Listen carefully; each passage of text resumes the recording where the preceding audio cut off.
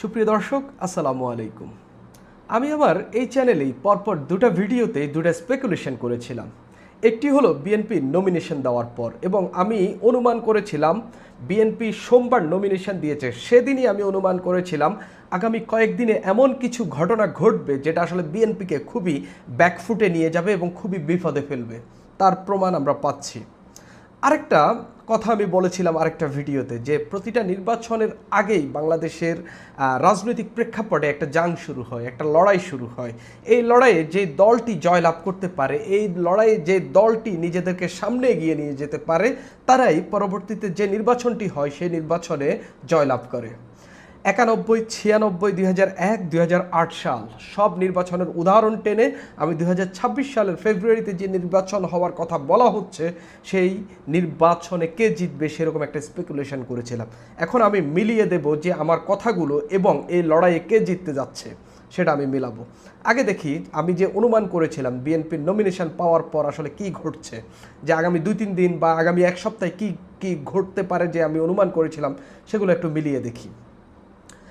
BNP nomination দেওয়ার পর, 237 আসনে মনোনয়ন দেওয়ার পর, প্রার্থী নির্বাচিত করার পর অন্তত 20টি স্থানে 20টি জায়গায় প্রতিবাদ হয়েছে, প্রার্থী পাল্টানোর দাবি তোলা হচ্ছে।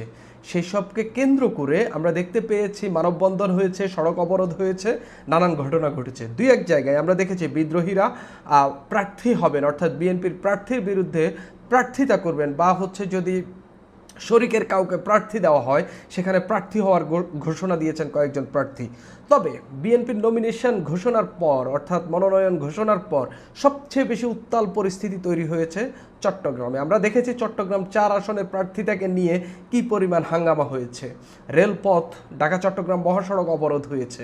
এবার আমরা দেখলাম চট্টগ্রাম 8 আসনে এই এরশাদুল্লাহ যখন তার নির্বাচনী গণসংযোগ করছিলেন তখন সেখানে গুলি চালিয়ে কয়েকজনকে গুলিবিদ্ধ করা হয়েছে। বিএনপির প্রার্থী গুলিবিদ্ধ হয়েছেন, একজন মারা গেছেন। এখন আপনি বলতে পারেন যিনি মারা গেছেন তার সঙ্গে বিএনপির সংযোগ নেই, কিন্তু বিএনপির প্রার্থীর সঙ্গে তো তিনি ছিলেন, বিএনপির প্রার্থীর গণসংযোগে তিনি ছিলেন। তার মানে এর দায়, বা যে একজন সন্ত্রাসী যে বিএনপির এই প্রার্থীর সঙ্গে যুক্ত হয়েছেন, এর দায় তো বিএনপি কিছুটা হইলেও নিতে হবে। এখন অভিযোগ উঠেছে তাকে হত্যা করেছে শিবিরের একজন ক্যাডার। তিনি শিবিরের ক্যাডার কিনা সেটা কিন্তু প্রমাণিত না, কিন্তু তাকে শিবির ক্যাডার হিসেবেই দীর্ঘদিন ধরে চিহ্নিত। তিনি বাইরে থাকেন, তাকে দেশে শেখ হাসিনাও টেনে আনতে পারেনি, অনেক চেষ্টা চালিয়েও আনতে পারেনি। এই সরকার ক্ষমতায় আসার পরও তাকে দেশে আনা যায়নি। বলা হচ্ছে তার নির্দেশে বিদেশ থেকেই এই গণসংযোগে, এরশাদুল্লাহর গণসংযোগে হামলা চালানো হয়েছে এবং এই হত্যাকাণ্ড ঘটানো হয়েছে। এখানে কি এরশাদুল্লাহকেও হত্যা করার চেষ্টা চালানো হয়েছে, যাতে এরশাদুল্লাহকে সরিয়ে দিলে তার প্রতিপক্ষ বা অন্যান্য যারা মনোনয়ন প্রার্থী ওই আসনে ছিলেন তারা নির্বাচনে মনোনয়ন হওয়ার বা বিএনপির প্রার্থী হওয়ার সুযোগ পান? এটা কি একটা কারণ ছিল? আমি সেটা বলছি না, তবে কেউ কেউ এই আলোচনাটাও করছেন। কিন্তু বিএনপির এই মনোনয়নকে কেন্দ্র করে চট্টগ্রাম খুবই উত্তাল হয়ে উঠেছে এবং চট্টগ্রামের অবস্থা ভয়াবহ হয়ে উঠেছে। আপনারা যদি শিবচরে দেখেন বিএনপির প্রার্থীকে পরিবর্তন করে দেওয়া হয়েছে, কেননা জয় বাংলা স্লোগানের জন্য। জয় বাংলা স্লোগান কি তিনি ওই দিন দিয়েছেন? এর আগেই দিয়েছেন। তাহলে বিএনপি কেন সেটা আগে জানতো না? কিন্তু তাকে পরবর্তীতে তাকে বাদ দেওয়া হয়েছে। বাদ দেওয়ার পরে সেই প্রার্থী বিএনপিকে হুমকি দিয়েছে যে আমি ছাড়া এখানে কেউ বিএনপিকে জয়লাভ করাইতে পারবে না। মানে বিএনপির এতটাই দৈন্যদশা হয়েছে যে ওই শিবচরে যে প্রার্থীকে বাদ দেওয়া হয়েছে সেই প্রার্থী ছাড়া বিএনপি সেখানে জিততে পারবে না। তারপরে আপনি দেখেন মেহেরপুরে, আরও অন্যান্য জায়গায় সর্বশেষ একটা ঘটনা ঘটেছে যেটাও বিএনপির বিপক্ষে যাবে। পিনাকি ভট্টাচার্যের বাড়ির সামনে নাকি অগ্নিসংযোগের ঘটনা ঘটেছে, আগুন লাগানোর চেষ্টা চালানো হয়েছে, এরকম একটা অভিযোগ তিনি নিজেই তার ফেসবুকে করেছেন। এটা নিয়ে নিউজ হয়েছে। এটা কার বিরুদ্ধে যাবে? বিএনপির বিরুদ্ধে যাবে। এখন এই যে বিএনপির নমিনেশন নিয়ে যে ঘটনাগুলো ঘটছে, বিএনপির ভোট কমাচ্ছে, এই যে চট্টগ্রামে যে রেলপথ এবং ঢাকা চট্টগ্রাম মহাসড়ক যে অবরোধ করা হলো, বিএনপির ভোট কমেছে অন্তত লাখখানেক। কেননা আপনি দলের প্রার্থী হবেন, বিএনপি আপনাকে নমিনেশন দেবে না দেবে, ধানের শীষ কে পাবে সেটা নিয়ে মানুষের আগ্রহ খুবই কম, তার অনুসারী ছাড়া। ভোটার যারা, তারা হয়তো কোনো জায়গায় ধানের শীষ দেখা সিল মারবেন, খালেদা জিয়া তারেক রহমানের কথা বা বিএনপির কথা ভেবে সিল মারবেন, কোথাও প্রার্থী ভালো হইলে সেটা দেখে সিল মারবেন। কিন্তু বিএনপি কাকে নমিনেশন দিল সেটা নিয়ে মানুষের তেমন তেমন আমি বলছি সাধারণ ভোটারের তেমন কোনো আগ্রহ নাই। তারা ভোটের দু একদিন আগে গিয়ে চিন্তা করবে এই প্রার্থী কেমন, ওই প্রার্থী কেমন। কিন্তু আপনি আপনার দলের নমিনেশন নেওয়ার জন্য আপনি মানুষকে জিম্মি করে ফেলছেন, আপনি সড়ক আটকে দিচ্ছেন, আপনি রেলপথ আটকে দিচ্ছেন, আপনি গুলি চালাচ্ছেন এবং আপনার প্রার্থী গুলিবিদ্ধ হচ্ছে। এই যে আইনশৃঙ্খলা পরিস্থিতি যে অনিয়ন্ত্রিত হয়ে পড়ছে, এই যে আইনশৃঙ্খলা পরিস্থিতির যে বিঘ্ন ঘটছে, মানুষ এখানে মনক্ষুণ্ণ হচ্ছে। এটা এই রায়গুলো, এই ঘটনাগুলো বিএনপির বিপক্ষে যাচ্ছে।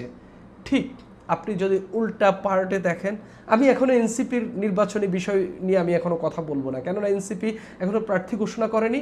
তারা ছোট দল, তারা কিভাবে গুছিয়ে নিজেদেরকে তুলতে পারে। কিন্তু আপনি যদি জামাতকে দেখেন, এখন পর্যন্ত নির্বাচনী কোনো হাঙ্গামায় তারা জড়িয়েছে? এখন পর্যন্ত তাদের প্রার্থিতা নিয়ে তেমন কোনো ঝামেলা হয়েছে? এখন পর্যন্ত তারা এমন কোনো নির্বাচন কেন্দ্রিক কোনো ঘটনার জন্য এমন কোনো বা দলের সিদ্ধান্তের জন্য তারা এমন কিছু করেছে যেটা আসলে মানুষের জননিরাপত্তায় বিঘ্ন ঘটেছে, মানুষের সড়ক আটকে দিয়েছে? এমন কিছু কি হয়েছে যেটা আসলে মানুষ ভেবেছে যে জামাত এটা খারাপ করছে? জামাত খারাপ দল, ওইটা দল, সেটা নানানজন নানান কিছু বলতেই পারেন।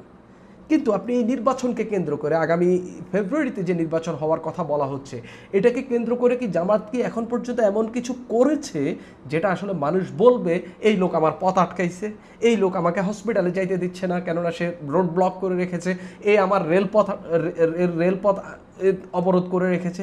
এই অভিযোগ কি আপনি জামাতের বিরুদ্ধে দিতে পারবেন? পারবেন না। আমি জামাতের পক্ষে বিপক্ষের লোক না, কিন্তু আপনি যদি নিউট্রাল জায়গা থেকে দেখেন, বিএনপি দুর্নাম কামিয়ে যাচ্ছে। 5 আগস্টের পর, শেখ হাসিনার পতনের পর বিএনপি যা করেছে তা নিয়েও বদনাম তাদের কাঁধে উঠেছে, বিএনপি যা করেনি সেসবের বদনামও তাদের কাঁধে উঠেছে। এবং এই সরকারের অনেক দুর্বলতার দায়িত্ব বিএনপিকে নিতে হয়েছে, এবং এই সরকারের অনেক কিছুর দায়িত্ব বলতে দায়ও বিএনপিকে নিতে হয়েছে। সেই জায়গায় বিএনপির কিন্তু ক্রমান্বয়ে প্রতিদিনই ভোট কমছে। বিএনপি কিন্তু নিজেকে এই জায়গায় থেকে উতরাতে পারছে না। বিএনপি ওই যে জামাত যে একটা ভালো রাজনীতি, একটা গুডউইলের রাজনীতি, একটা গুড ইমেজের রাজনীতি স্টাবলিশ করেই যাচ্ছে এবং সেই রাজনীতির পথেই তারা হেঁটে যাচ্ছে, বিএনপি ঠিক তার উল্টা পথে হাঁটছে।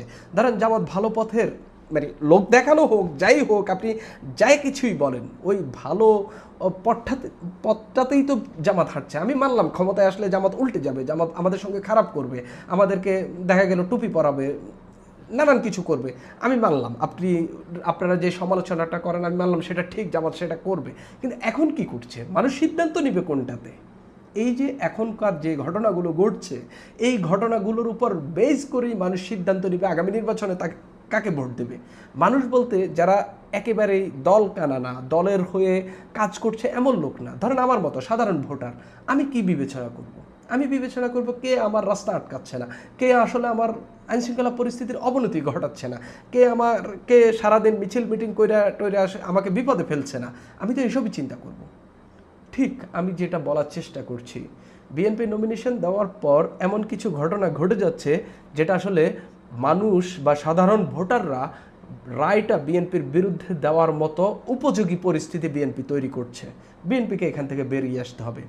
যেটা আমি আরেকটা ভিডিওতে বলেছিলাম যে নির্বাচনের আগে যে লড়াই, সেই লড়াইয়ে বিএনপি একের পর এক হেরে যাচ্ছে এবং জামাতের ভোটের আগেই জামাত একটা ধরনের ভালো রাজনীতি বা মুখোশ পরা রাজনীতি আপনি বলতে পারেন, মুখোশ পরে হোক যেভাবেই হোক ভালো রাজনীতি সে করছে। আনটিল এই মুখোশটা উন্মোচন হওয়ার আগ পর্যন্ত আপনি বলতে পারেন না যে হচ্ছে এটা মুখোশ পরা রাজনীতি। আপাতত তো তারা যেটা দৃশ্যমান সেটা তো ভালো রাজনীতির একটা সাইনই দেখা যাচ্ছে।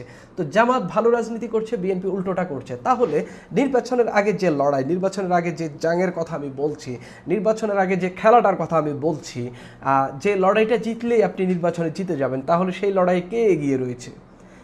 যেখানে জামাত কৌশলী এগোচ্ছে, বিএনপি গতানুগতিকভাবে আগাচ্ছে।